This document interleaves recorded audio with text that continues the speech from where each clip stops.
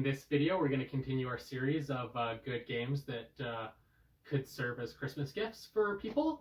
And in this video, we're going to talk about what's probably the most common category of people, and that's people looking for entry-level or casual games, low complexity, but some element of strategy going on in all the games still.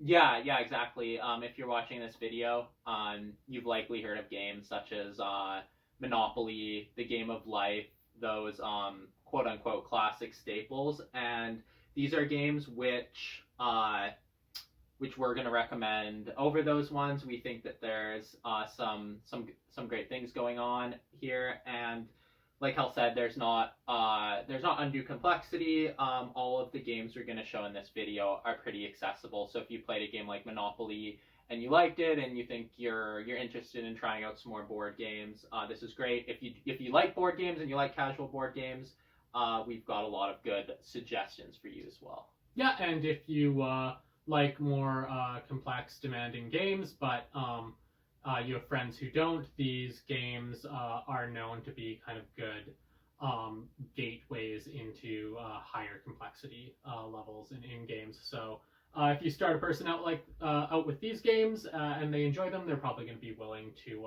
go on and try some harder games. Yeah, that's a really good point. I definitely would say that for all of these games, and we'll discuss some quick reasons why throughout the video, but you'll see. The other nice thing about these games is that they're all pretty affordable. Nothing here over that kind of like 60 Canadian dollar price point. It's going to be about 45 American dollars. So certainly most of these should fall within your budget for someone. Yeah, in terms of a Christmas gift, that should be ideal. So the first game we're going to start off with is Stratego. And if you've played a game, if I were to equate this game to a really well-known game, I would say there's some similarities with chess in terms of the way you're maneuvering pieces around the board and trying to outmaneuver your opponent.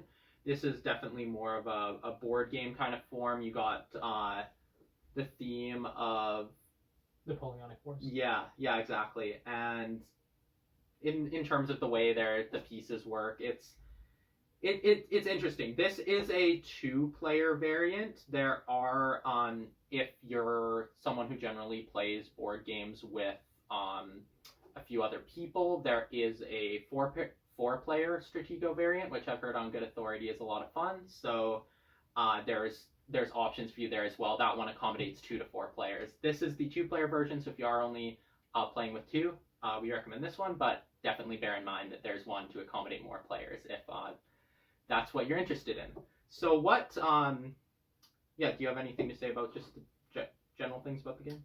It should play in under an hour. That'll be an asset to a lot of people. And it's a really low complexity game. It recommends ages 8 and up. I think that's about right. Like an 8-year-old is probably not going to be playing this game well, but they're going to understand it and be able to play it. Yeah, that's a good point.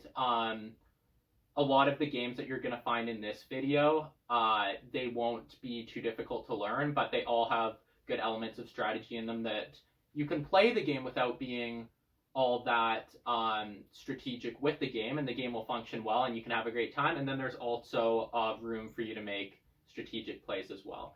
So we'll crack the game open real quick and just show you what essentially this looks like. This should be noted, this is obviously an older version of the game. You're not going to find one that looks like this. This version's at least 10 years old, but the rules are going to be the same, and the components are going to be similar. You can see the rule book, pretty basic kind of rules in here. It does look lengthy, but there are multiple languages represented in there.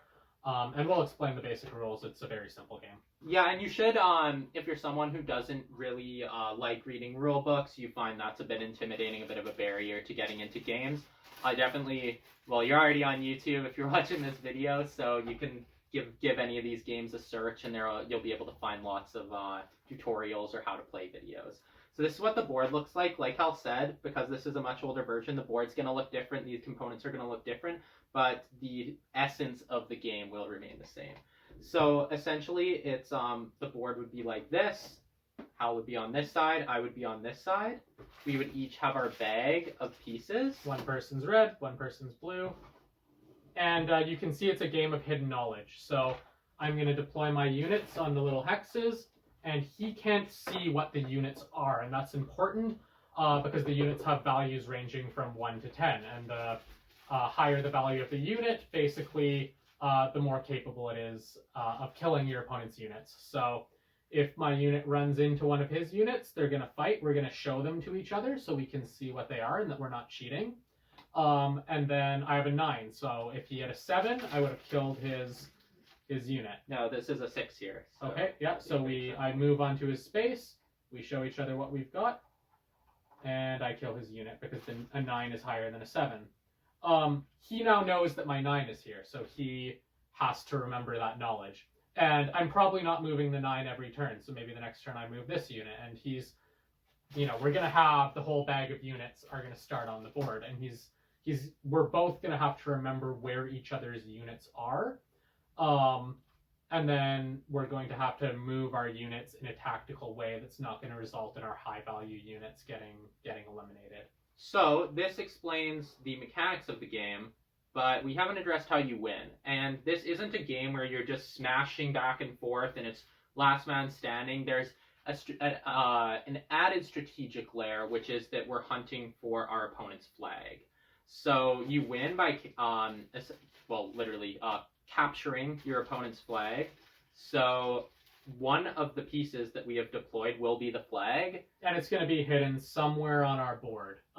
Probably not in the front line, but beyond that, they don't really know. Yeah, and you know what? It's up to your discretion. You can put it anywhere, play some kind of mind game. That probably won't end well, but you do have the freedom of choice. You can put your flag wherever you want to on your side of the board.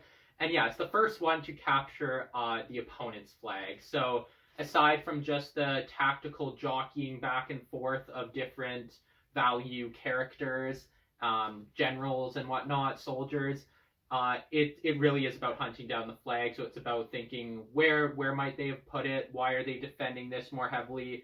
There's pieces like bombs and stuff. It's like, yeah, and then there's a unit that's designated as being able to remove the bomb. I think it's the 3. So you've got to, once you run into a bomb and your unit's going to die because it ran into a bomb, you're going to, okay, I've got to find one of my 3s and send it over to that part of the board, but most of their units are going to be able to kill it, so you're going to have to escort it over with units so it can defuse the bomb. Yeah, and then that's also adds to it where it's your lower value characters are going to be valuable in the sense that you can scout ahead and I can figure out that this piece isn't a bomb, and now I feel safe to send my 8 or 9 in here. So all the pieces have value. They all serve a purpose. And yeah, this game is not difficult to learn, but I do think there's nice layers of strategy here as well.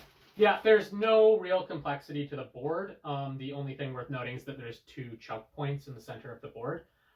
So you're able to funnel... Technically 3, I suppose, in terms of... Yeah. So you're able to funnel your pieces and your opponent's pieces through only 3 kind of sets of places. But once you get through them, they can go wherever they want. And there's no special terrain rules or anything like that you have to remember.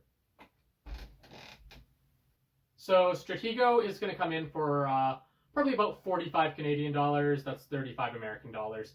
The next games we're going to discuss are the exit games, and they're significantly less. They are about 18 Canadian.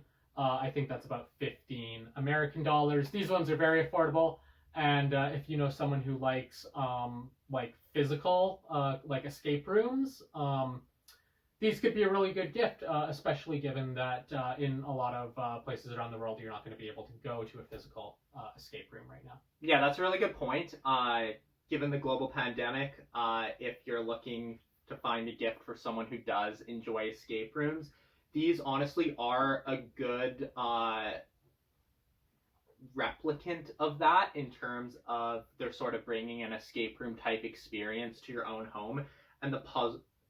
So essentially, for those unfamiliar, an escape room, it's you go into a room and you're literally locked in the room, and you and the people you're there with have to solve a bunch of logical or deduction, or there's a bunch of puzzles inside that you have to figure out. You have to unlock things. You have to find hidden clues. Yeah, you have to. That's a good point. You have to search the room, find clues. You have to solve the room so that you can escape from the room. So escape rooms are a lot of fun, and if you do enjoy them, these games replicate that quite well. What you get inside, you crack it open, and there'll be just a rule set. If you're new to this type of game, that'll be useful. I recommend reading through it. It's not very long. Then you'll have a booklet, and this is essential to the game. You'll have various cards. All of them are different. This is the abandoned cabin one I've grabbed here. So the components inside are all going to be different. You have various devices to solve things. You got numbers, symbols. Cards there's clues, and there's the answer cards as well. So everything inside here is what you need to play. You'll get the booklet, and you start at the beginning. It'll give you the theme of what's going on. This is you and your group. This is the abandoned cabin. You're at an abandoned cabin. You're having to find or solve something. There's a mission that you're trying to accomplish, and then you use the booklet to figure that out. So there'll be various puzzles, finding things, letter puzzles, all different kinds of things, maps. And the puzzles are difficult. So these games are by no means very easy. They're quite a challenge, and each one has the difficulty level on the front. So it's perfect that we have two here. The Sunken Treasure has a difficulty rating of 2 out of 5. So the lower number is more towards what they call the novice side, and a higher number would be expert. A 5 would be very difficult. The Abandoned Cabin, I played with family members, and this is a 2.5, so this is half the difficulty rating, and we found it quite difficult. So a 5 would be very challenging, and if you're very familiar with escape rooms, perhaps you could tackle that challenge. But I would recommend starting with a bit of a lower one if that isn't the case. And in terms of player count, time, the games are listed to accommodate 1 to 4 players. It's not really a hard rule in terms of a game like this. You could sit down at a table with 5 people and play it just as well. The recommended ages, it's worth noting, do vary based on the complexity level. So here they're recommending 10 and up, whereas by adding the mere 0.5, they increase the recommended age 2 years to 12 and up. So just, these kind of games are really good games to, potentially play with a family. It's probably going to be a fun or frustrating experience for everyone, because again, it's a game you're playing cooperatively, and it's a low complexity game in terms of rules, but a challenging game in terms of having to solve the game. Should be playable in an hour or two. Listed 1 to 2.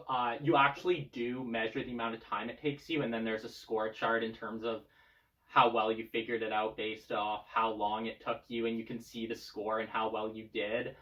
And something that I actually should have noted at the very beginning is these are kind of based on, as shown with their cheaper price point, these are kind of only playable one time, because a bunch of the puzzles involve tearing things or manipulating the game components in some kind of way that you probably won't be playing it again. Also, once you've solved the puzzles, you might remember you're probably not going to really want to play it again unless you have an entirely different group maybe and it's been a long time.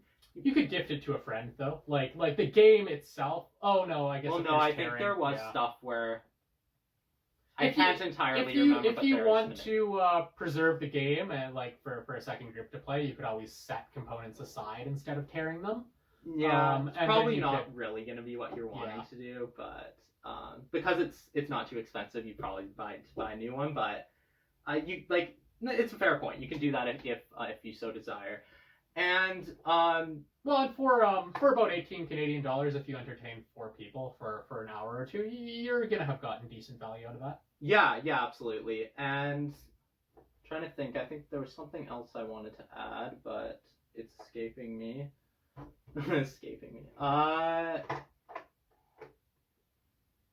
Yeah, I can't really think of what that was.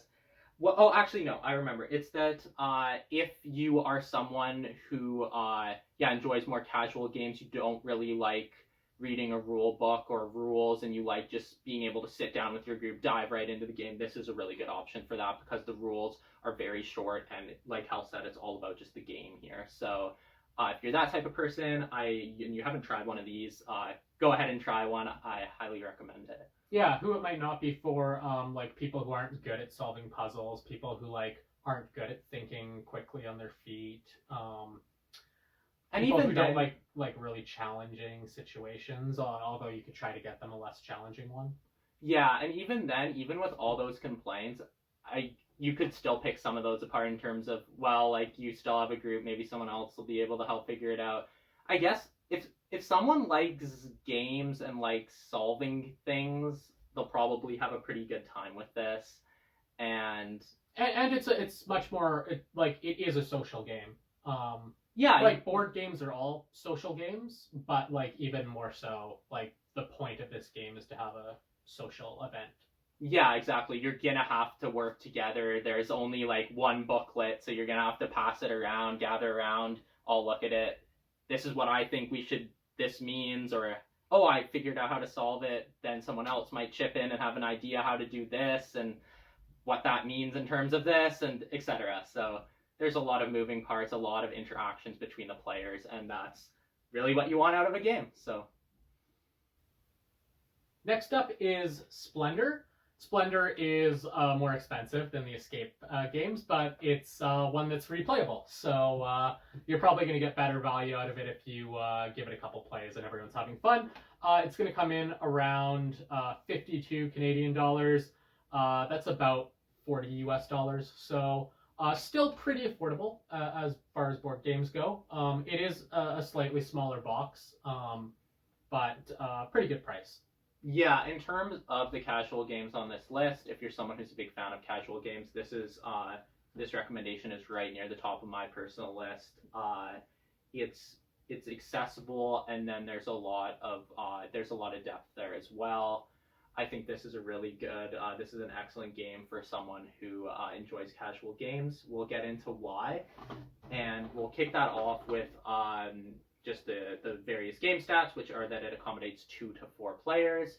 That's a good range. You can, if you just play games with one other person, you can still enjoy Splendor, or if you have a group, you can enjoy it as well. It's not going to be a game for big groups, and we don't have it on this list, but there are, in terms of casual games, the game The Resistance is really good for bigger groups, but 4 players is going to be is still going to accommodate a sizable group. So the playing time is listed as about 30 minutes. It does take about that long in your first few games. It might take a little longer as everyone gets used to how to play and learning the rules.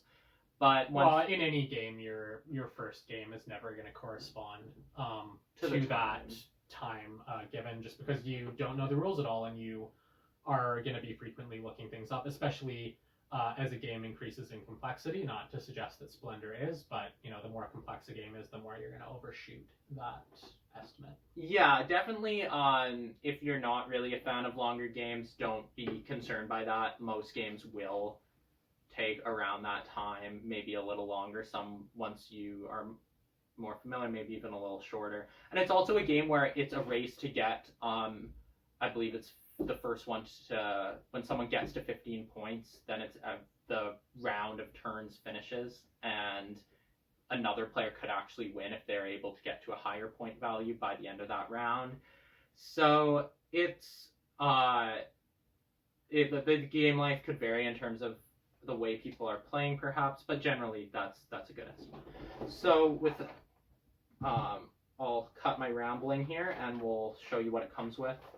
As you can see, the rule book is actually only really 2 pages. The back page is kind of about the game designers here, and there's a little bit of information. But if, again, like we talked about with the escape games, if you don't want to have to learn too many rules, this one's very easy to learn, and then there's a good amount of depth. So again, why I think this is a really solid option for someone who enjoys casual games. The way the game's going to work is you're going to have three essentially tiers of cards. The blue is going to be the third one. The green is going to be the first, and the yellow is going to be the second. I just kind of And they're denoted by the amount of pips on them. So 3, 2, and 1. So color coded and numerically coded. Mm-hmm. Yeah, no, it's very apparent what they are, and you're gonna line up the cards. So you're gonna have if Hal and I were playing here, and the game components were oriented towards him. 1 would be at the bottom row, then 2, then 3 at the top. You're also gonna have your royals. So these royals have various point values here.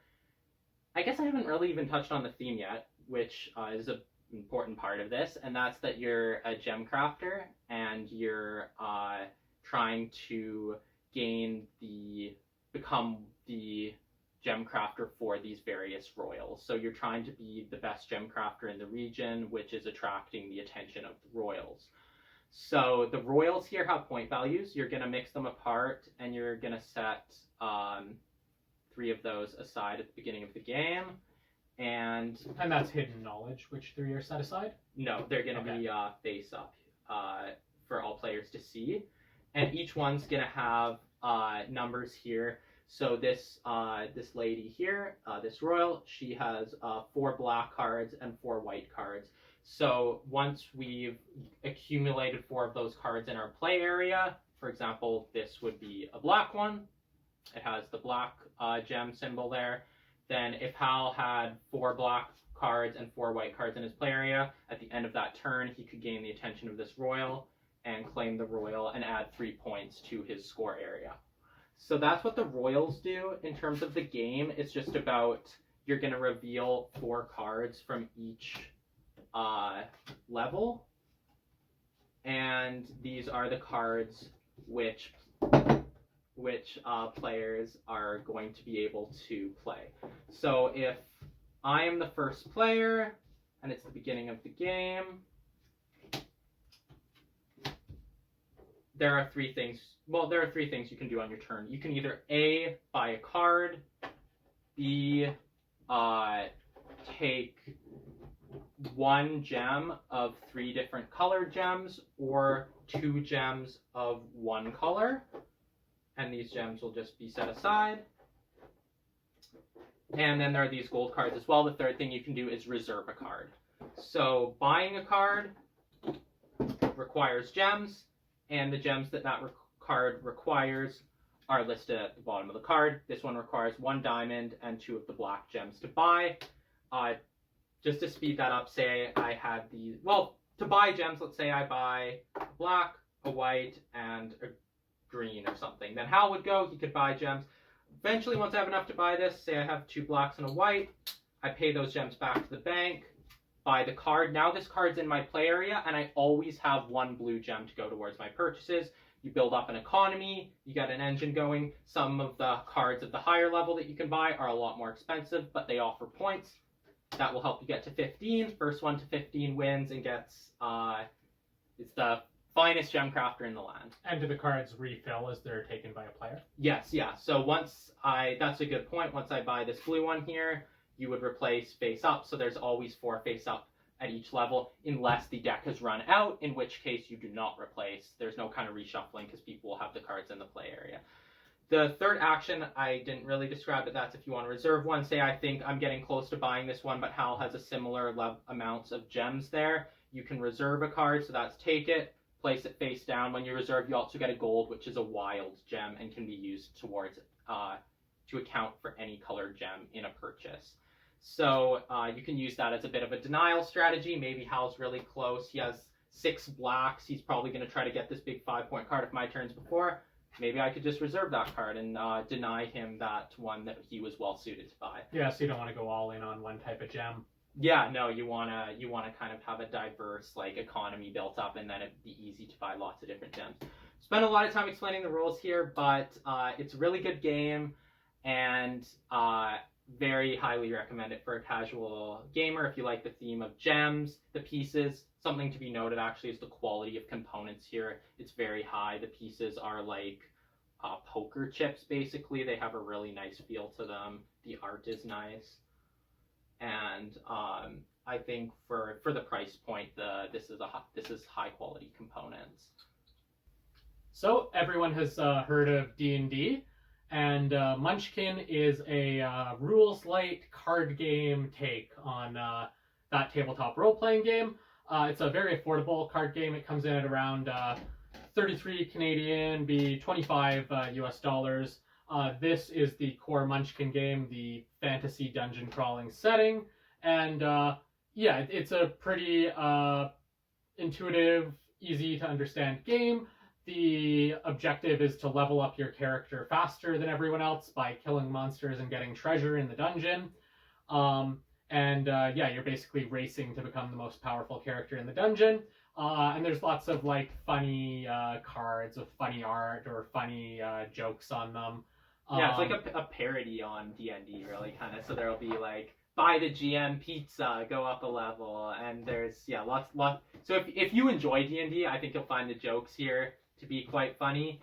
And if you've never really played D&D, even really heard of it, that's okay too. Munchkin is just it's going to be a fun and accessible game in which you're going around the dungeon, killing monsters, getting treasure. Most importantly, backstabbing your buddy. So there's lots of ways in which you can screw over your friends, add monsters to their combats, cause bad things to happen to them, play curses, throw potions at them. It's really, if you like those games where you can screw over your friend or backstab them. But it's funny. Yeah, like it's all, the theme here, it's light, it's funny, friendly, and there is a good amount of like backstabbing and that element to it. This is the rules, and that is it. It's a 4-page rulebook, really simple. Yeah, also important to note, we have a much older copy of Munchkin. I believe the cards are all in color now. So if you don't like the black and white kind of look here, don't worry about that. The cards are now printed in color. So you've got some of the door cards? Because I've got some of the treasure cards. Yeah, essentially there'll just be 2 decks in the middle on your turn. Say it's my turn. Say I have maybe some treasure in play. I don't know, I haven't really just found a good generic example. Okay, so say I have the cat o' one tail, and then a guy swinging a cat around. Scary false teeth. Yeah, so I got these items in play. Maybe I have couple door cards in my hand, and there's class cards as well, so I can be a thief. Say I'm a thief with my cat o' one tail and my scary false teeth. You're building up the legend of your character here. So on my turn, there's a... Well, you need a race, too. Well, you don't need that. This suffices for the example. So on the turn, I would boot down a door, and the doors will be Steeds is an expansion. So we have a bunch of expansions here, and that's not a good example. Let's see if I can just find a monster to pull. Which is not happening, but there should be a lot of them. Mr. Bones. Okay, perfect. Mr. Bones. So, say I boot down the door, and behind this door in the dungeon, there's Mr. Bones. There'll be a level on the monster, and bad stuff that happens if you lose to him in a combat, and then, like, maybe a little bit of text, something that happens. So now I have to fight Mr. Bones. I use the bonuses of my items, my level, which is you start at level 1, and when you kill a monster or with various effects, you go up levels, and you're trying to get to 10. You add your bonuses to your level, and if that scores higher than the monster, you kill the monster, you get the treasure listed that the monster has, you draw that from the treasure deck, and opponents and other people can play potions and curses, and they can try to screw up your combat. You can also ask other people to help you in the combat, so there's bartering, there's negotiation. Oh, if you help me kill this monster, it says you get 3 treasure if you kill it, and I'll give you 2 of them. Yeah, and then maybe someone else is like, you know what? I'll help for less than that. I'll help for what? So, like, all the players are involved it's not a game where you're gonna sit back and it's someone else's turn and they're taking a forever and you don't have to pay attention because you're gonna. Well, you could do that, but you're not gonna win. You're not gonna win playing like that. Yeah, probably not unless you got some very fortuitous draws, maybe. But yeah, you're gonna want to be engaged, and it's a game that's easy to be engaged in because you can just play curses on people. You can maybe throw potions at them, manipulate their combats. There's always going to be things going on for you to do. So maybe you want to help them in combat. You want to barter. You want to negotiate. It's a game that's going to be very social. It's going to be, I would say it's going to be social. There's a flavorful theme to it, and it's a game that's also not that hard to pick up. I've played Munchkin with some of my friends who, back when we first played Munchkin, they hadn't really played as many games, and it wasn't too difficult for them to figure out what was going on. So it's quite accessible in that regard. Well, and Munchkin is also the kind of game that you're probably going to have a fun time even if you lose because someone, played some funny curse on you that caused you to get eaten by the dragon. Now, as Max alluded to, we have a number of expansions for this game. And there are expansions for generic Munchkin. There are not necessarily expansions for these variant games. But what the expansions for generic Munchkin are, they all have different names. Here's kind of like the insert for one of them. And basically you get 112 new cards. They're kind of focused around a particular theme. So this is called the Unnatural Axe. And, it's kind of adding some more funny weapons, stuff like that into your card pool. It's just a way to add more variance to your Munchkin games, have more funny cards you can potentially draw, and not be seeing the same cards all the time. There's a number of those expansions, and they come in for about 25 Canadian dollars, 18 US dollars. Yeah, a better example would be the Steed one. Like, there's the something Steed. There's some joke about it. It's the fourth one, and if you really like steeds and like characters riding their animals into battle, you got funny steeds. You got like the turtle and the tiger steed, and the expansion they have a theme. There's one that adds locations. There's dungeons you can go to. That's a bit more complicated, but the game you can just check them out, and there'll probably be something that suits your interest. If you don't really like the generic dungeon theme, that's okay because Munchkin has got you covered. Yeah, so there's all kinds of Munchkin games. There's not the expansions for these ones, but they're standalone games. So you've got Zombie Munchkin, Pirate Munchkin, Western Munchkin. You've even got Munchkin Cthulhu if you like some more horror. But you can see it's a pretty pulpy horror game because you're still focused on leveling your character up.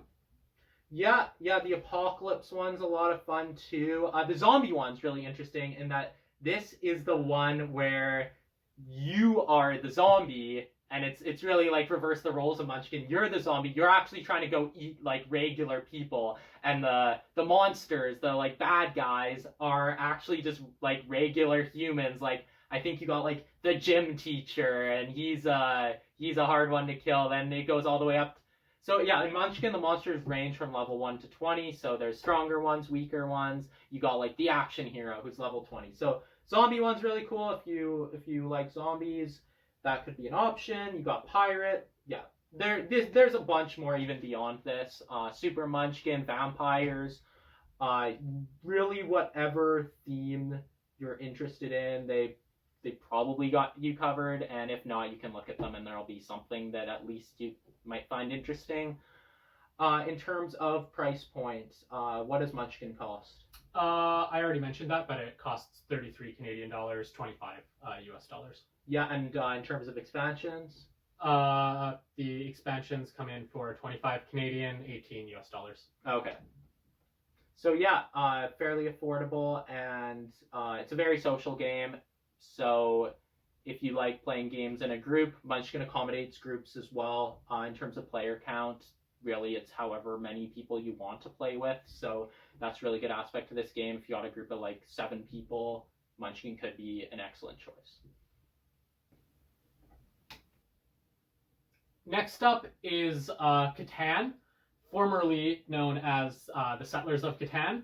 They've removed that from the name. The title has been stripped. And Catan has done more than probably any other game to serve as a gateway game for people to get interested in board games.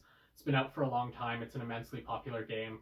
Most people will have played Catan at some point, but not everyone knows of it, and even if you do know of it, it still makes for an excellent game to pick up if you're new to playing board games, or to gift to someone if they are not very experienced in board games. Or maybe if you there's people that you're trying to get interested in board games, you might want to have this in your collection because, like Hal said, it's become well known because it's a very good gateway game in terms of delving into playing games.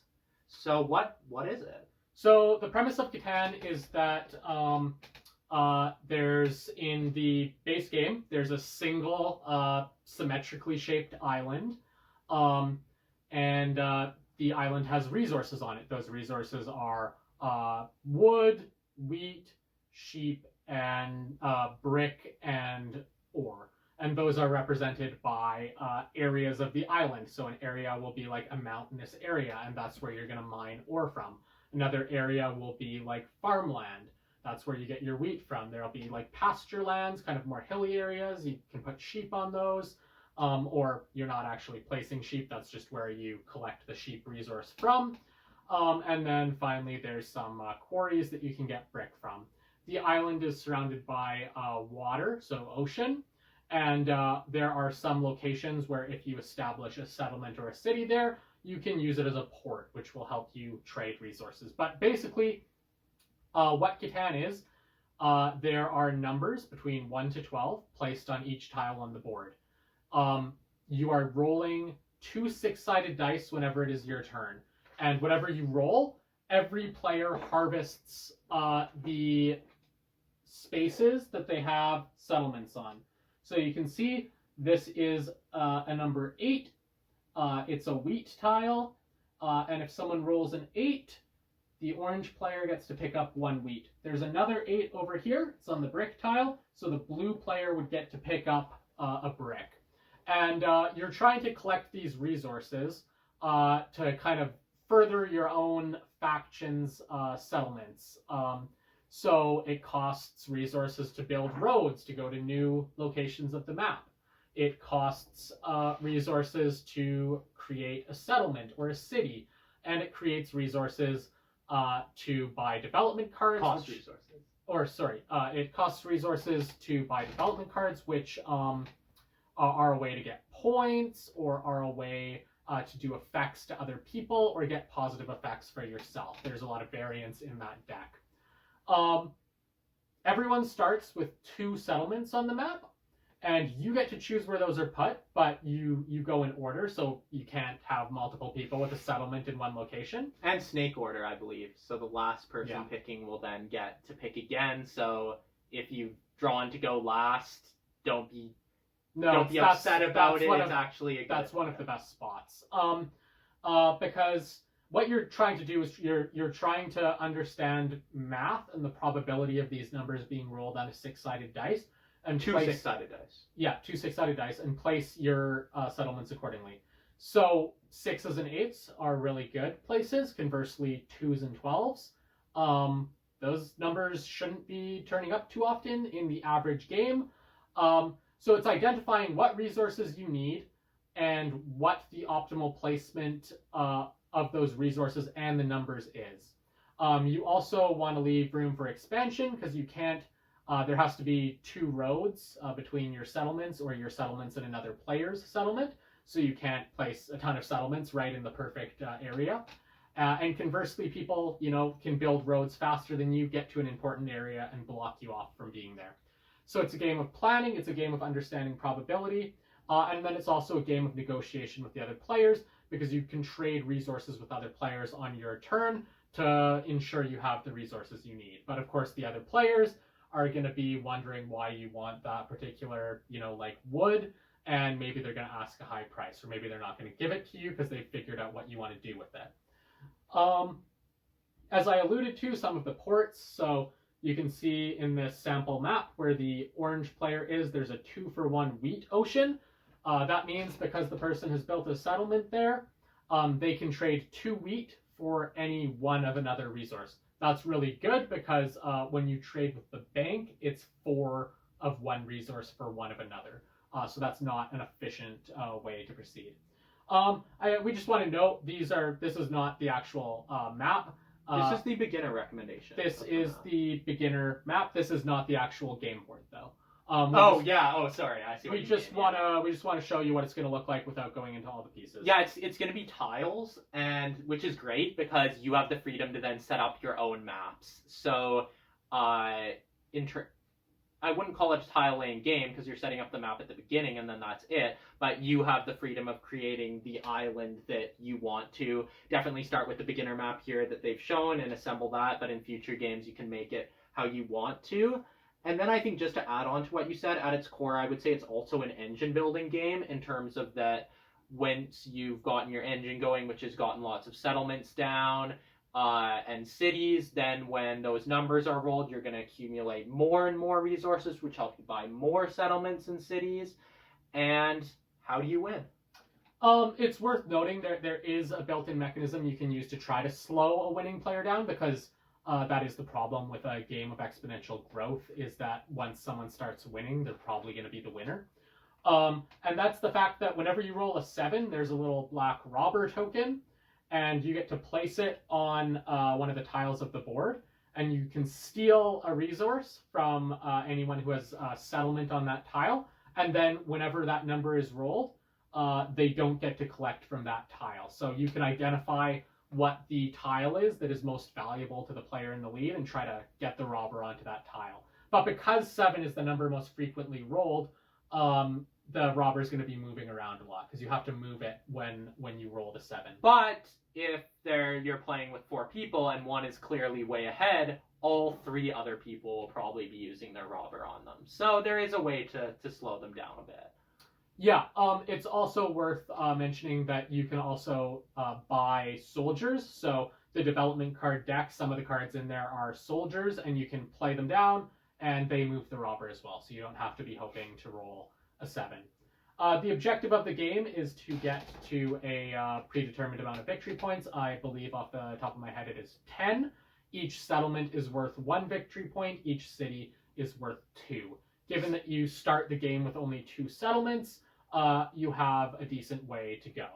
And there are victory points which can be found in the development card deck, and that could help you get to 10 as well if you're going about it that route. There are also 2 achievement awards you can get, and that is having the biggest army. So once you've played 3 or more soldiers down, you're eligible to take that little card if you have a bigger army than everyone else. And I think once you have a road of 3 or 4 length, you're eligible for the longest route. And those are also worth 2 victory points, but they can change hands. So if someone builds a longer road than you, they're going to pick up those 2 victory points and take them for themselves. Yeah, longest continuous road, I believe. Yes. Yeah. So if you have your 2 different starting settlements and roads going different directions, that isn't going to get you the points. So there is an element of forethought required in terms of, hey, I want to maximize my road pieces and attempt to get this, because those points are very valuable, given that that's a substantial denomination of the total you need to acquire. Beyond that, you can't just build a giant road and never build settlements, because if someone puts a settlement down in the middle of your road, they've cut your road. That's no longer a continuous road. So you've got to be strategic about where you're putting your own settlements to stop that kind of disruption. People really like this game. It's simple. As you can see from the recommended beginner map, the setup they give you is balanced for all the players. So it actually tells you where to put your starting settlements. That's especially good for children or people who have never played a board game before and don't understand basic probability in games and things like that. You're not going to be disadvantaged by your start. And that's important because having efficient settlement placement is one of the biggest determinants of who should be winning the game based on probability. So it's identifying what resources you need to do your strategy and what the most efficient ways to maximize your chance of getting those resources are through your settlement placement, as well as give you opportunities to expand. But the reason that Settlers is a really good entry-level game, most people are going to enjoy it if they play it a few times. But it is an entry-level game insofar as once you've played a number of games, you understand that you like board games, you like Settlers, you're going to start seeing the flaw of the game from the perspective of a more experienced board game player, and that's that the player who plays the best game of Settlers is not necessarily the player who wins. So the biggest determinants of who wins a game of Settlers are who can convince the other players to trade them the resources they need consistently, and if they're capable of manipulating the people in the group to make trades that are beneficial to them and that allow them to make building moves at key moments of the game, and then also random luck in terms of what numbers are getting rolled. So someone who's a really good Settlers player playing with a group of entirely new people could have much better starting settlement placement than everyone else. But if they just get bad luck on the dice rolls, so people keep rolling 4s, and this person didn't have a settlement on a 4 because they know 4 is not like an amazing number in terms of it consistently being rolled on 2 6-sided die. The fact that Settlers is a game of exponential growth, where once you start doing well, you're going to be able to build up your own economy. You're going to be able to diversify the numbers you're getting resources from. You're going to be able to build a city, which allows you to pick up 2 from the tile when the number is rolled instead of 1. It's basically, once someone gets into the lead, as we already alluded to with the robber, that person has a really good chance of winning.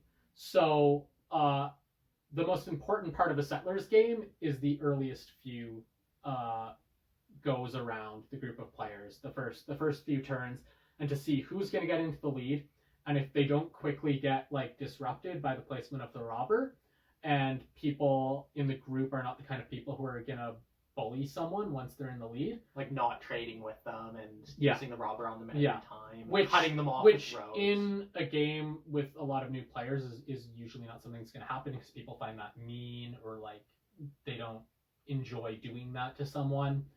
That player is probably going to win the game, and they might not have played the best game. They might not have had very the most strategic placement of things. They just benefited from good rolls to their advantage early in the game, and then they were able to capitalize through that, because Settlers is a game of exponential growth. But conversely, it's going to determine that in a distribution of game winners, no one person in the group should be winning every game, which is something that new players are probably not going to enjoy. So the mark of what I think we would both consider a good game is a game where the best player has a very good chance of winning the game, or the person who played the best game that game is most likely to be the winner. But in a more complex game, or a game that's less determined by luck in terms of the outcomes on dice rolls, the most experienced player or the most skilled player is going to win most of the games, and that might not be fun for the group. That's certainly not going to be fun for someone who's never played very many board games before, and they play 4 games of a game and they lose every one badly.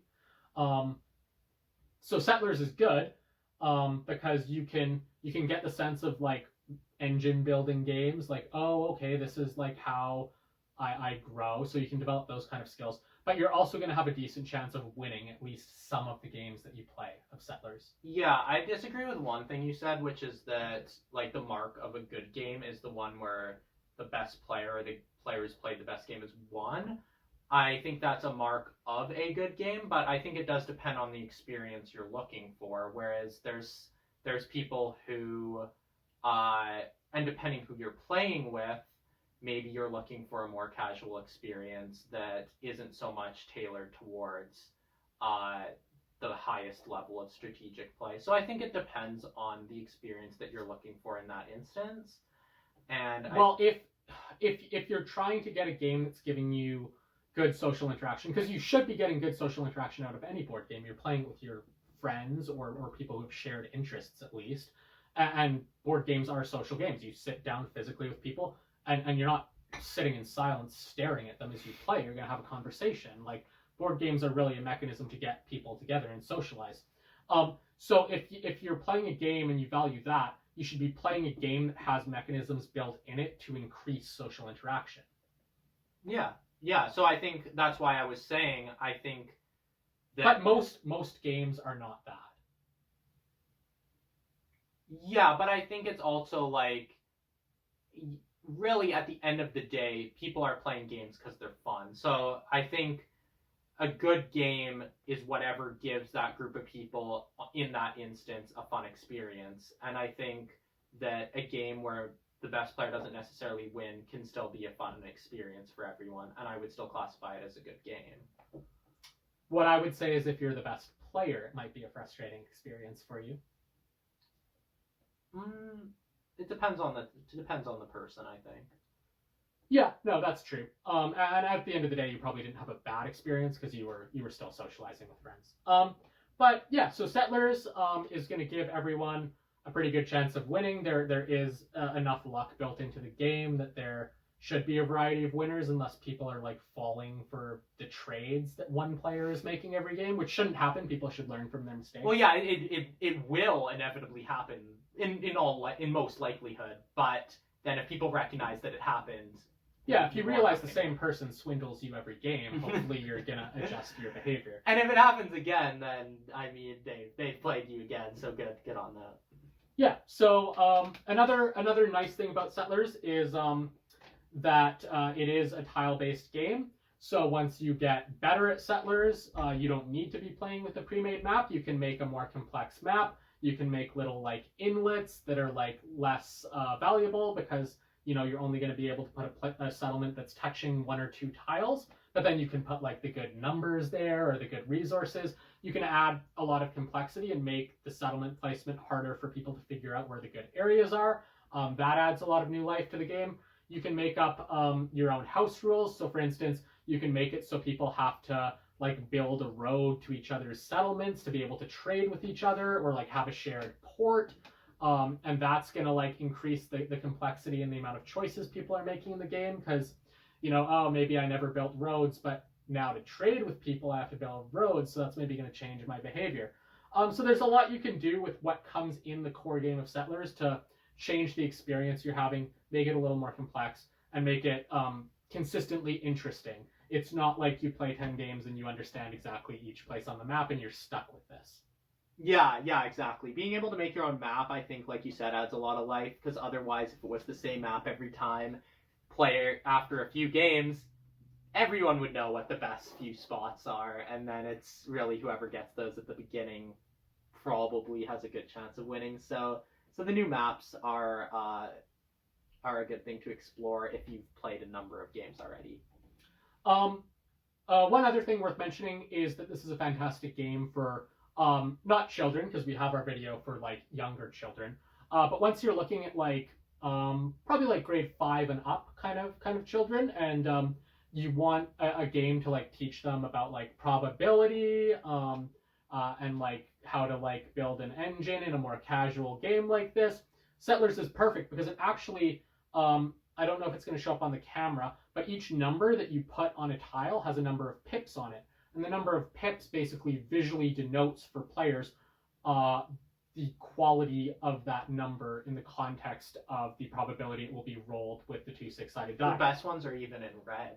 Yeah, they make the 8s and the 6s red, so anyone can identify, okay, these 2 are the good numbers. But like if you have a group of younger children playing this game, they're gonna have fun. I played a ton of Settlers when I was that kind of age. We had fun. You're soon gonna figure out like why those numbers are good. So you're gonna think like, okay, I'm rolling 2 6-sided die.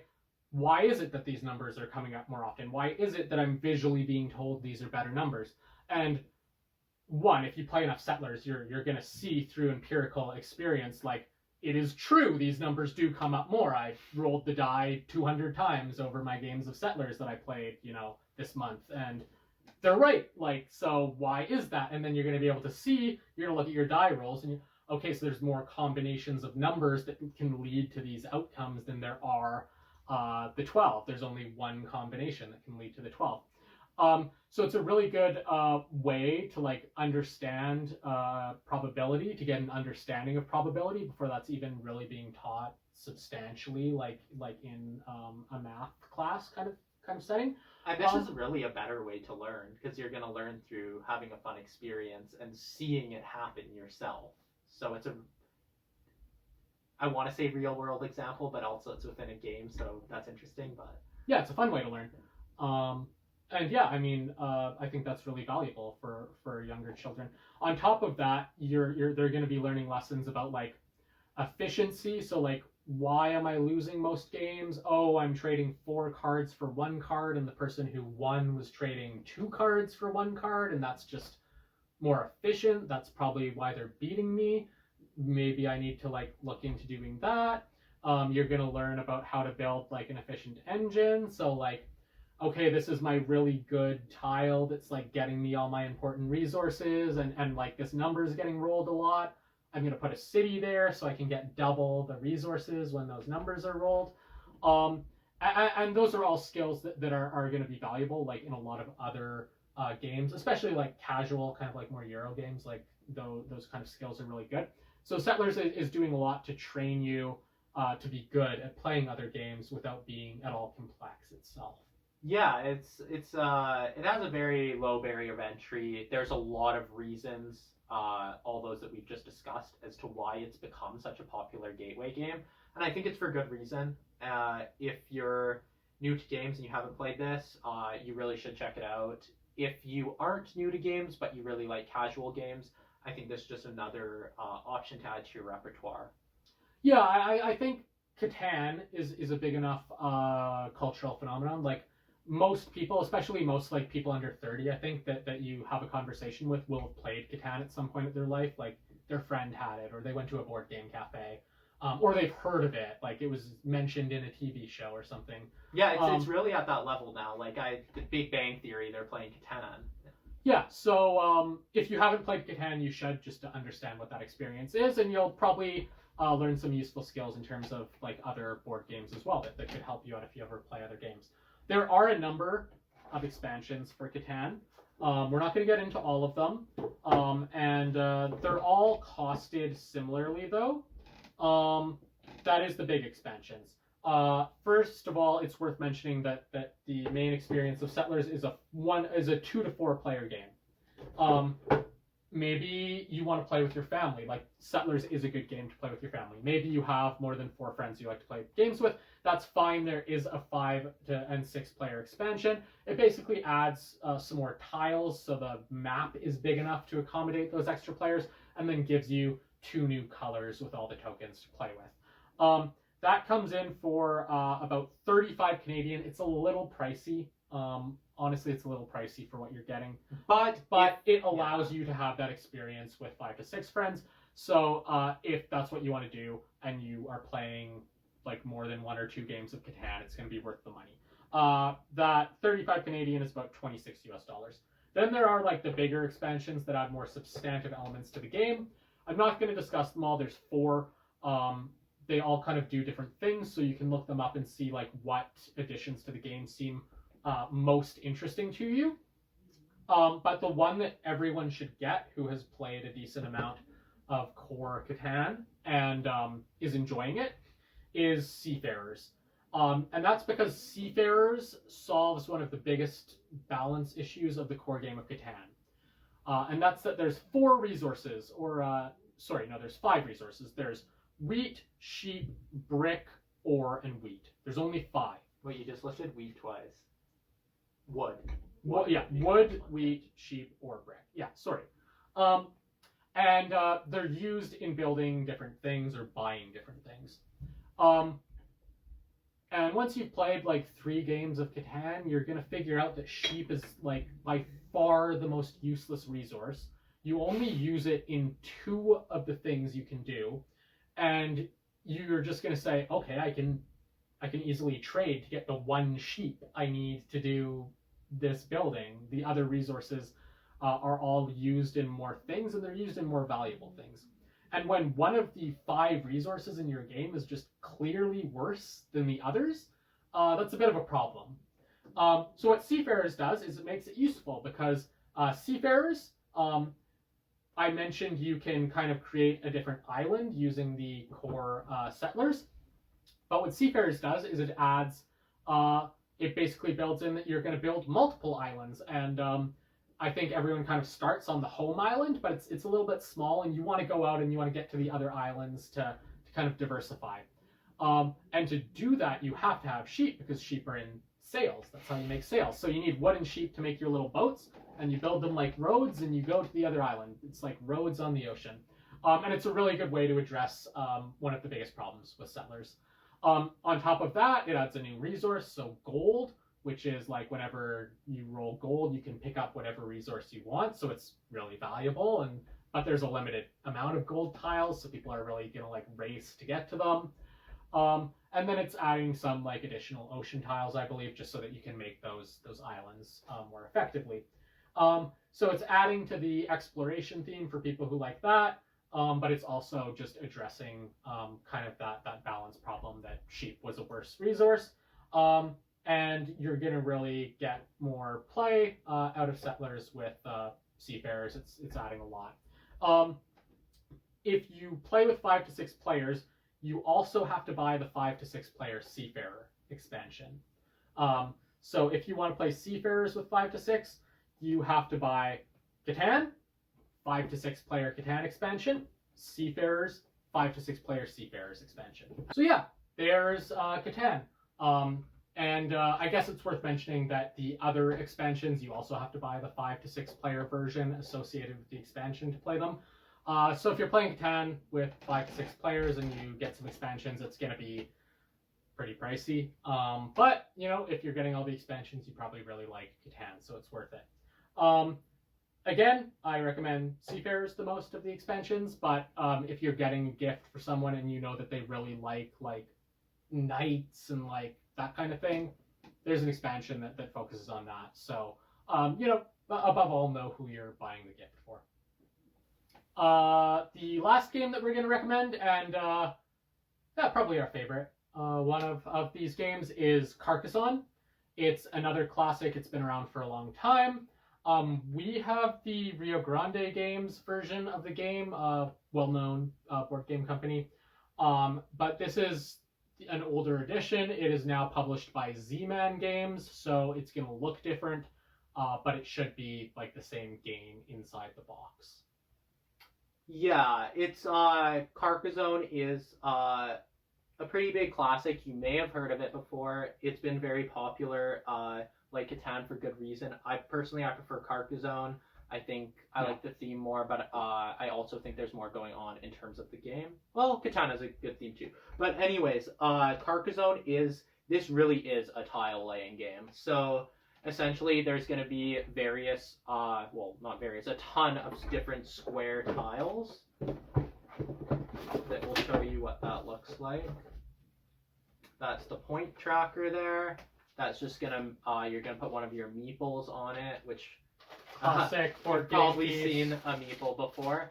I don't know if Catan originated the whole meeple thing, but Carcassonne did, but it may have. The tiles look like this. These are expansion ones. No, these actually came in this game. Oh, okay. They came with the river. So I don't know if the base game comes with the river anymore. If it does, I think it's like 12 river pieces. You can build a nice river. It's aesthetic, but it also breaks up the terrain a bit. It's a really nice aesthetic if it does come with it. If it doesn't anymore, that's not really a big deal. So there's these square tiles here. They're all going to be in a big stack. And essentially, it's almost like solving a puzzle in a way, but you're playing the game doing it. Yeah, well, it's building. So it's you're building the terrain and the map of the game as you play. So on your turn, let's say I pull the top piece here, and it has a bit of a castle, a bit of a road, some farmland. You need to match that up with what already exists on the terrain. So for example, there's a road here. I couldn't just have this road go into a dead end on the farmland like that. So if Yeah, you have freedom to place your tiles, but you have to place them consistent with like what makes sense and is allowable by the confines of what's already placed. yeah, like it needs, and this isn't difficult to learn. If it looks wrong, like my road's going into the farmland here, that doesn't work. So if I'm trying to find a better example of a like a inside bigger city. city Here, piece. I mean, you could use that. Yeah, that's a good one actually. And this, so if we have a bit of a city being built here, some roads like this, I don't know. This may not be appearing No, well on because the you could camera. do. Yeah. Well, I was going to show this piece being placed. Which is then, if I need to find a spot to put this piece, I could put it here because the road matches. I could put it here because the farmland matches. There's a ton of different things you could do. I could sort of close off this wall of the city here. You have a ton of freedom of choice. You get the feeling of that you're building. Also, then you can place your meeples on things such as roads, which are thieves, farms, which are farmers, or cities, which are knights, I think, maybe villagers or something.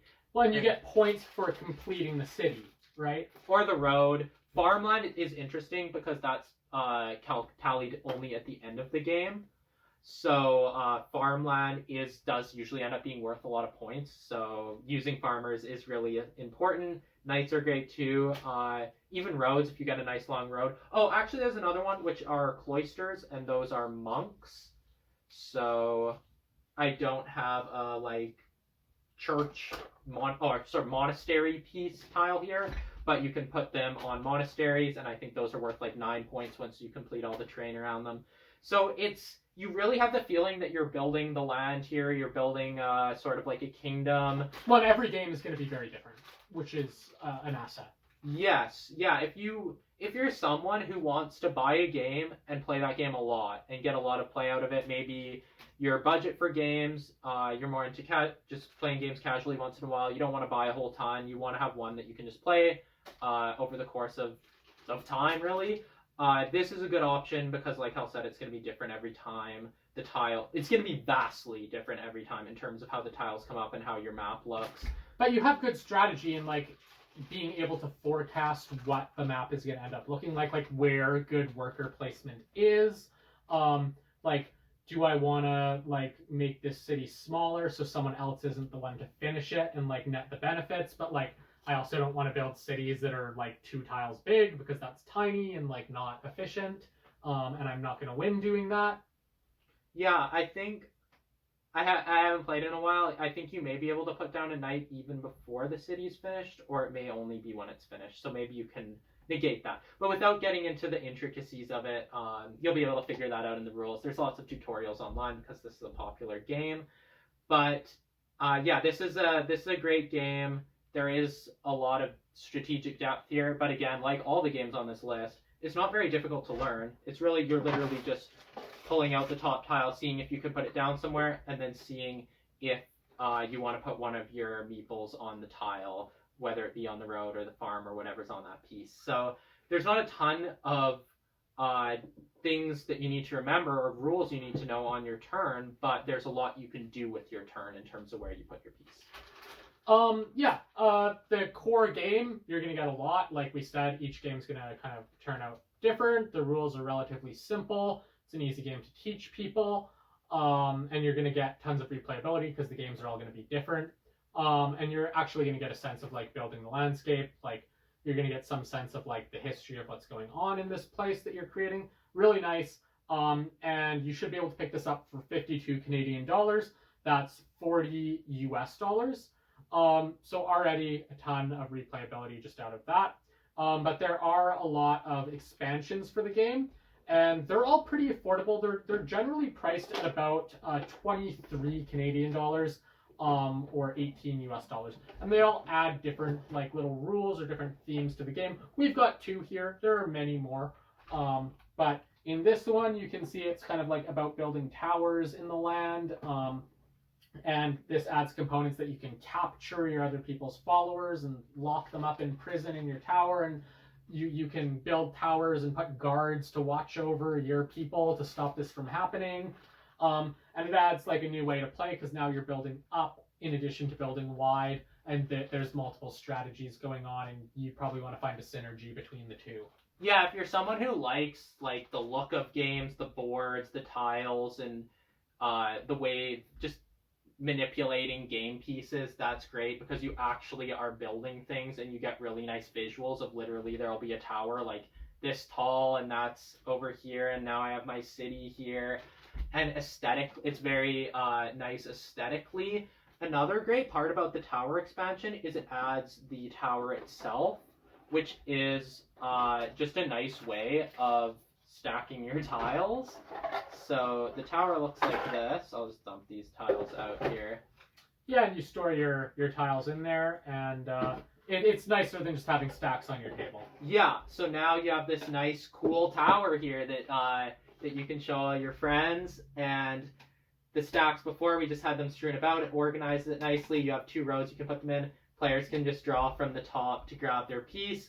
Really nice aesthetic, but it's also honestly very practical. If you're someone who maybe your friends are getting a bit rowdy and stuff, and like stacks are spilling everywhere, this is gonna keep it real nice and organized. Looks cool and is practical. The pieces aren't gonna tip over. We also have the Princess and the Dragon expansion. If you like the medieval fantasy elements to your games, the base game of Carcassonne doesn't have that. It's more on the realistic side in terms of just there's no dragons, but here you get a princess and you get dragons as well. They each have various effects. I won't get into this too much, but if this is something that is appealing to you, definitely look it up.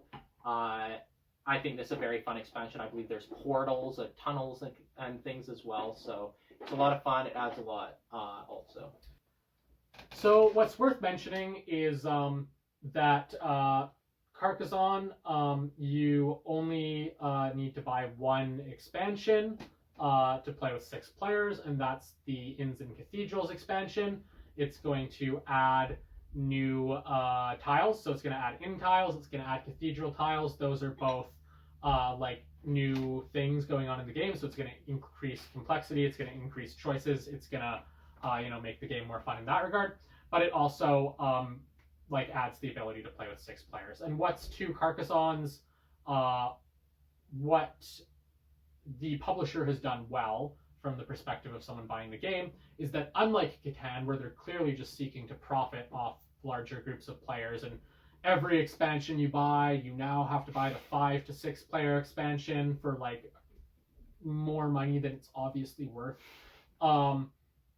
If you have a group that is playing with 5 or 6 players, Carcassonne, you just have to buy the 1 expansion, and you're gonna be able to play with all the other expansions as long as you have that one. You're gonna have 6 players. So if you normally play with 5 or 6 players in your group, or you expect to be playing with 5 or 6 players, you're going to save a lot of money by choosing Carcassonne instead of Settlers, and that's something worth considering.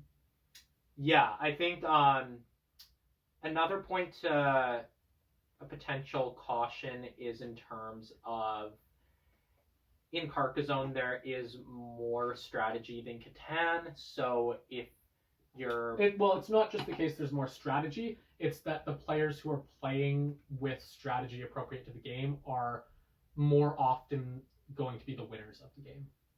Okay, yeah, that's a good point. It's, again, as we mentioned earlier, it's to play the game itself doesn't require a ton of rules, and everyone should be able to play, but the players with either the most experience or who are making the most calculated decisions, there's a higher likelihood that those will be the players that win than in Catan. So that could be you could find that to be a really good thing.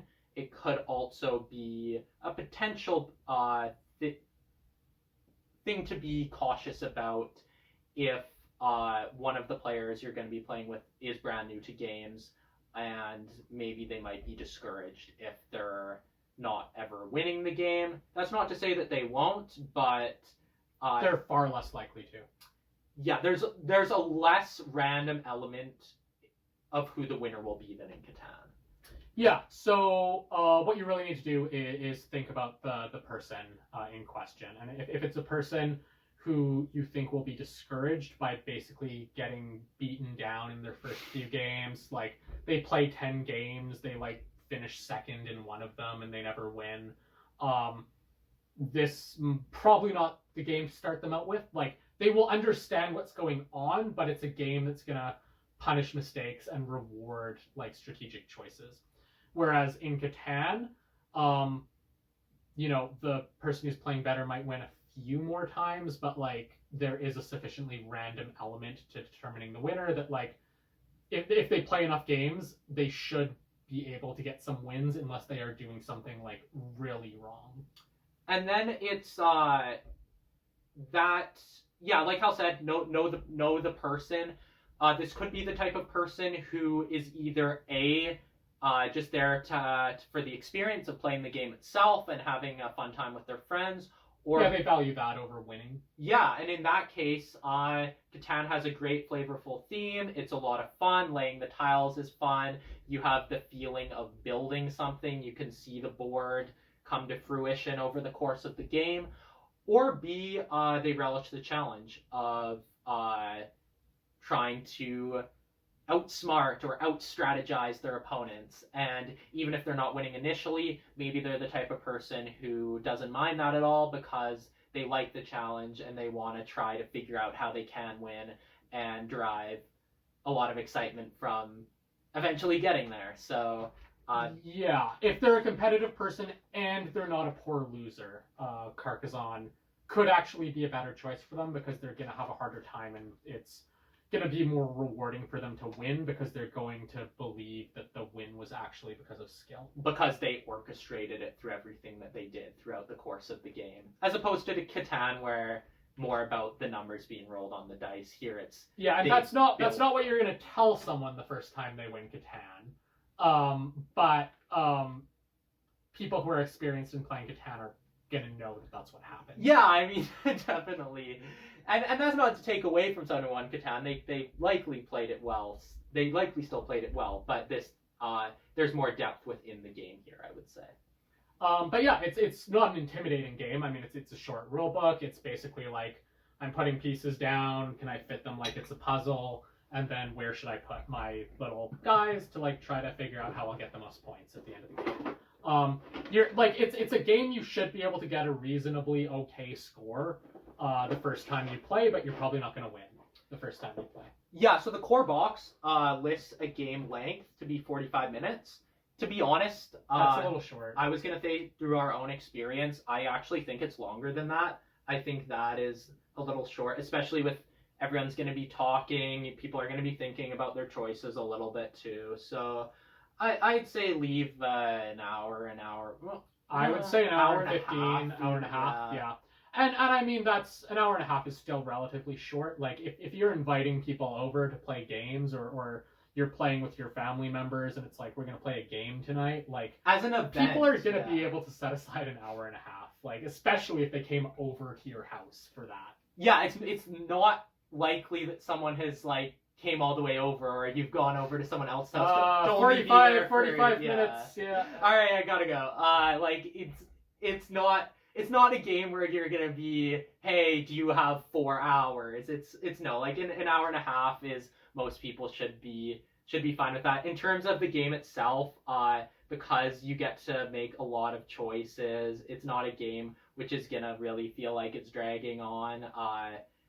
People should have fun with it, and the time should go by quickly. You should have a good time with Carcassonne. Yeah, and another reason that Carcassonne is a better game than Settlers, like from the perspective of players who aren't completely new, is that like Settlers, people will just get beaten down because it's a game of exponential growth, and it's like I'm in last, someone just has like 4 more settlements than me, like.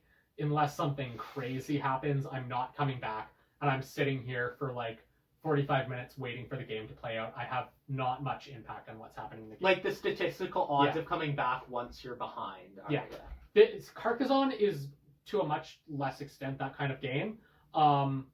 And even if you are behind, you are still actively playing a role in the game. Like you're building the board. But it's also not the kind of game where you should be getting completely blown out. Yeah, and also because the farms are scored at the end, and you don't know how many points they're gonna be yet because the board's still being built. It's actually great in terms of Okay, I'm behind. Just put a Everyone- bunch of guys on farms and like try to make big farms. well, and even beyond that, I think just it's don't know not who's clear winning, who the yeah. winner is gonna be in Yeah, you can't unless look at, there's you can't- some insane thing going. You can't look at the board and have perfect information on how many points each person has. And like in Catan, there's a tiny bit of hidden knowledge because some of the development cards are victory points, but like not a ton. And if someone's there with their hand of like 6 development cards, you're gonna be You're like, gonna assume there's some okay, points there's there. like 1 or 2 points there probably, and you're just gonna be able to factor that in pretty easily. Yeah. I think the fact that you're playing and it's not clear who's gonna win until that winner has been declared. And honestly, from the games of Carcassonne that I can remember playing, there was a lot of excitement at the end when you're tallying up your Yeah. points because you don't actually know who's won. And that's because like no one is ever blowing someone out, so like it's always close. Like, oh, I'm like 5 points behind. yeah, even if you don't really have a grand strategy going on, even if you're just placing your workers and on different things, you should be able to accumulate a decent amount of points over time.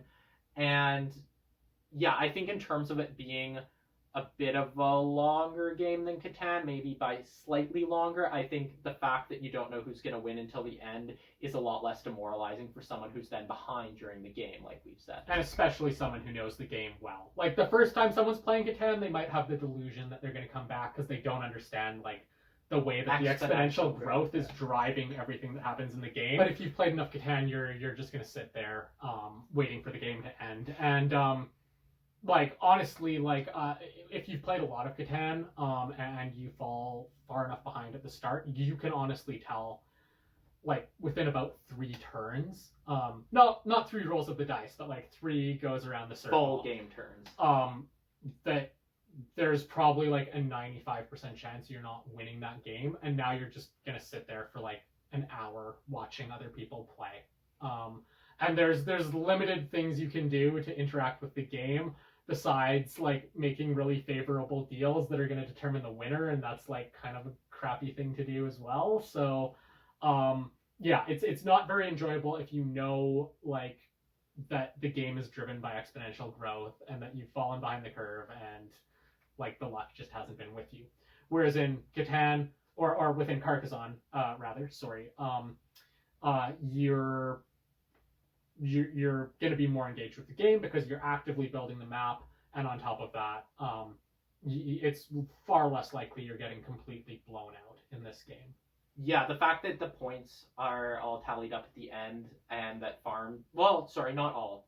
The fact that the final tally of the points includes the farms, which are tallied up at the end, means that it's not apparent who's going to win until the very end of the game, and that's a great element. People are going to be more engaged and have more fun if they feel that they have a chance to win, which they do here. In terms of the turns of the game themselves, too, like you were noting with Catan, those early turns, because by, say, turn 3 you have an idea of who's most likely going to win, those early turns are far more important and have a greater effect on the game than the later turns. And given that in that game, like, the turn outcome is driven by a dice roll, that means that, like, there's a disproportionate impact on the outcome of the game from like a small number of dice rolls that happen at the very beginning and let people get going. Whereas there's no dice rolling in this game at all. Well, and also beyond that, the later turns of this game are really impactful in terms of finishing off a cloister to get your points there, or finishing a row. Like, there's the sense of the game building up towards the conclusion here. Whereas in Catan, it's more the beginning, and then it's the conclusion by the time you're getting there. Yeah. Like, you can usually tell who's going to win Catan, and I mean, like, I've had games of Catan where someone's taking, like, a 30-minute turn, and you know they're going to win the game, and they just have to take their turn, and they're going to win next turn, but, like, they have to go through the steps. Because they're someone who hasn't played as much Catan, like, they just don't understand this, and they think there's, like, a lot of important choices they have to be making, but it's, like, no, I can tell what is going to happen unless something crazy happens. Like, you just need to process your turn and you're going to win. And then it's going through the steps of doing the right things on your turn to make it happen. Whereas here, it's not clear what those steps are, really, and there's more variance of choice that you can make on each turn. Yeah, it's far less likely that there's going to be people sitting around the table, like, disengaged in the game in Carcassonne. And the turns here are also more quick. Yeah, you're not going through your hand of cards trying to, okay, I need to make a trade. Okay, do you want to make a trade? No. Okay, well, what else can I build? Well, what if I make you a better trade? Yeah, Like, and then suddenly it's been 10 minutes or suddenly it's been 20 minutes since you've had your last turn. or even worse, the kind of person who's sitting there, feeling like they're such a smart person because they're like, oh, I'm like 5 steps ahead, and they're trying to plan like their turn 5 turns from now, and like suddenly 20 minutes has gone by and they're just sitting there staring at their hand. I mean, yeah, here the turns, it's more fast paced in terms of I draw my tile. Where can I put it that is on what is already put down that is like maximally beneficial to me? Which is not always clear, and then But it's not going to be a 20-minute kind of decision. Yeah, you still have interesting choices to make, but because you're only laying one tile, like you said, there's not a hand of cards, I'm not bartering with people for things, then I'm figuring out where to put my tile, I'm figuring out whether I'm going to put a piece on that tile. We're on to the next player's person. It keeps everyone more engaged in the game when the turns are moving around. And everyone's looking at where you're putting the tile because they're figuring out how that impacts them. Yeah, like, oh, now my farm here is bigger, but I also might want to add to this road because, yeah, it's a lot going on. So we certainly both like Carcassonne more. We think it's a better game. And that's in part because the person who's playing better is more likely to win. But, of course, that there's a note of caution there. You've got to know who you're buying the game for. And if it's someone who, this is going to be one of the first board games they've played, maybe not the one for them. If this is for someone who isn't going to have a fun time, like, losing to people who understood the game better or who played the game more, maybe not the one for them. There's lots of other good choices that we discussed earlier. Yeah, and so going into more of a conclusion here, I think despite the fact that we think we recommend this most highly, there's lots of reasons for why you would select another game from the list and why every game we've displayed in this video warrants a spot on our list. Splendor is a really good option in terms of it's going to be a shorter game, so if the people you're playing with maybe don't want to sit down for as long of a game, I think Splendor is a good option. Or, I mean, even like, okay, I lost, let's play again. Like, you're going to have the time to do so. Yeah, Splendor is a really good option for that reason and why you might pick it over this.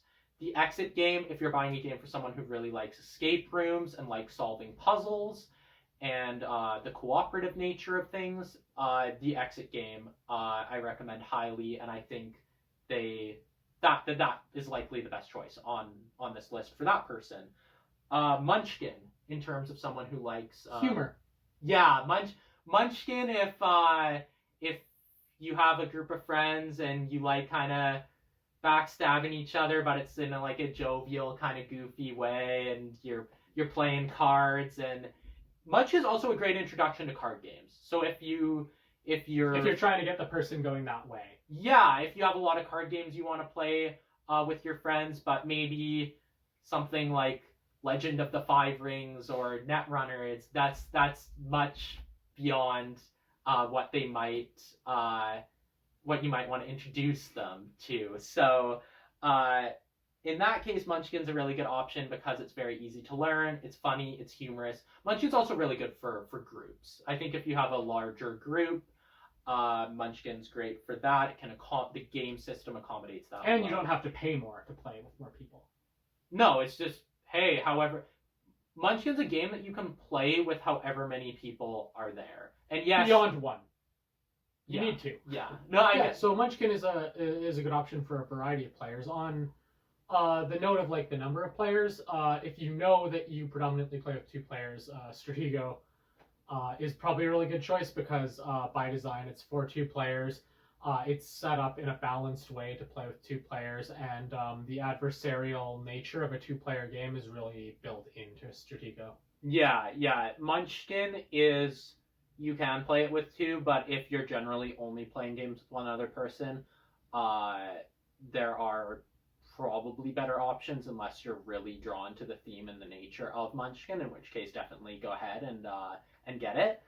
And then by that same remark, if you're really drawn to the nature of Stratego and the theme and what's going on with the pieces and the strategy of moving them about and maneuvering them around the board, but you generally play games with more people, look into Stratego Conquest, which accommodates 2 to 4 players.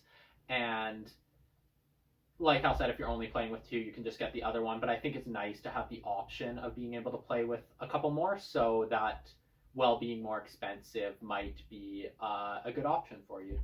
Yeah, and then I think we both agree that Settlers is the best game to give someone if you're looking to like teach them the mechanics of board games while also ensuring they probably have an enjoyable time on the whole. Yeah, I think if you're buying a game for someone who has never gotten a board game, or this is their first game beyond maybe Monopoly and like the Game of Life and those games, Settlers is the way to go, we think. So yeah, think about who you're buying it for, what game might suit them best. There's strong reasons for all the games we've listed, but generally speaking, if they're pretty new to board games and playing games, I think Settlers is probably the way to go. Yeah, and then if they've played a couple games, you're looking to expand their collection. Maybe they already have Settlers even. Carcassonne's a really good choice, and it's going to be a little more complex, but the themes that it's touching on and the way it plays are really different, so that's nice. They'll have diversity of games in their collection. Yeah, I keep mistakenly calling it Settlers, but it is Catan now, if you're familiar with it by that term. But yeah, I agree with what you said. I think Carcassonne is a great option if they've played some games before and they like games. Then this is a great this is a game that they'll likely really enjoy. So I think that pretty well wraps everything up. Yeah. So if you have comments, you think we were wrong to recommend a game, you think we missed a game that should have certainly been included. If you have questions or comments about the usefulness of the video, don't hesitate to share them. We'll try to respond to everyone. And if you like this kind of video, you found it helpful, please give it a like so we know that people are enjoying this kind of video. It'll inform, potentially Future decisions, maybe. Yeah. Videos that we're making going forward. And then if you really liked it, please do hit that subscribe button. Yeah, we really appreciate all these subscriptions thus far. We're going to look to keep producing content, so if you've been enjoying it and you haven't subscribed yet, we really appreciate it. And stay tuned. We're going to have 2 more videos about good kinds of Christmas gifts, and the next video will be kind of games that might be good for people who regularly play games but aren't necessarily looking for high complexity or like a lot of intensity in their games. Yeah, our next video will be games with a little more depth and definitely more rules than these games. So if you're familiar with a bunch of the games on this list, you like them a lot, you're finding that you really enjoy board games, stay tuned for that video, because we'll have some recommendations for you, and hopefully those will be useful as well. Until then, thank you for watching. Yeah, take care, stay safe, and thanks again for watching.